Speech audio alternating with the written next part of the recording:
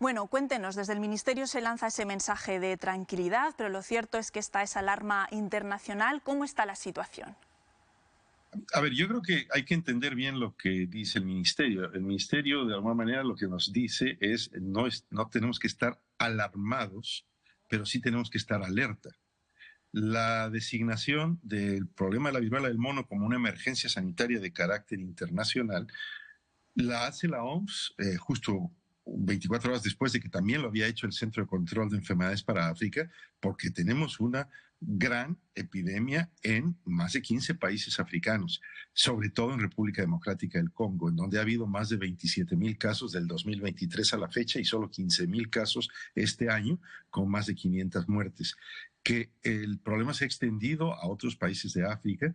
Esto no es COVID, no hay que pensar en los mismos términos, no se trata de una emergencia sanitaria que nos lleve al confinamiento ni que requiera vacunación masiva, pero sí es una emergencia sanitaria de un problema de salud que, por ejemplo, en 2022 ya en España nos produjo 7,000 casos y que pues tenemos que hacer todo lo posible para que no tengamos una expansión del brote.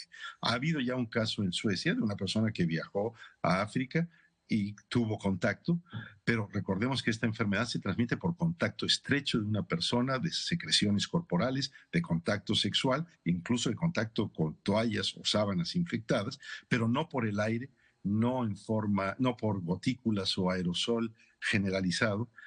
No es que requiera el uso de una mascarilla como sí lo requería COVID, no es que requiera un aislamiento cuando no había vacuna como lo requirió el COVID, porque aquí sí que se puede usar la vacuna en grupos de alto riesgo, no en toda la población, que se usa contra la viruela.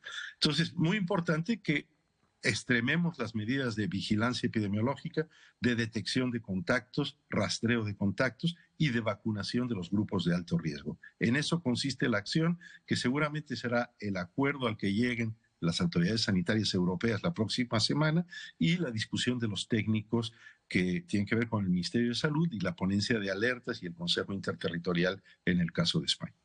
En muchos lugares se está hablando precisamente del COVID, que usted acaba de nombrar. No hacíamos caso a lo que estaba sucediendo en China, ahora parece que vemos lejano lo que sucede en África, pero por esta forma de contagio nos dice que no se asemeja en nada. Podemos estar No, tranquilos de momento.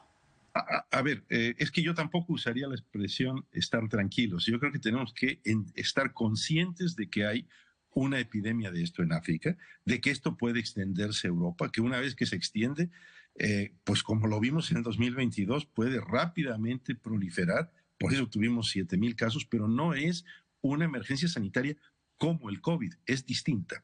Entonces, lo que hay que hacer es entender la lógica, la dinámica epidemiológica de esto y tomar las medidas de información y de prevención del caso. Yo creo que hay que reiterar los mensajes de comunicación de riesgos a conductas de riesgo, sobre todo conductas sexuales de riesgo, con sexo desprotegido y con múltiples compañeros sexuales.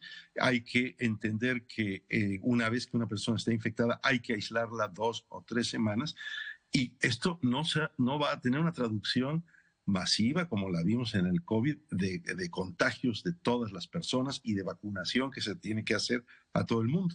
Por fortuna hay una vacuna que se puede usar, que es la vacuna contra la viruela, pero es una vacuna que es escasa en el mundo.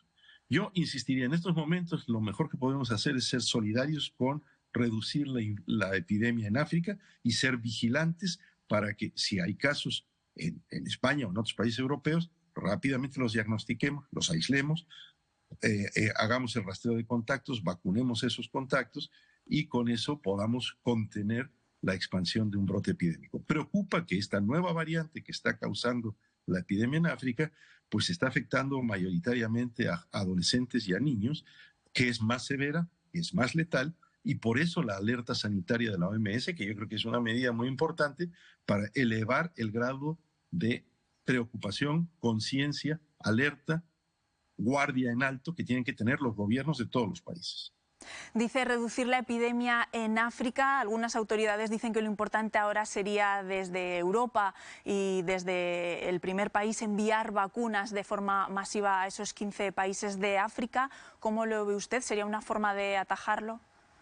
Absolutamente, esa es una medida muy importante. Ya la Unión Europea ha hecho una donación de 250,000 dosis de vacuna y me parece que esa es la dirección por la que debemos seguir.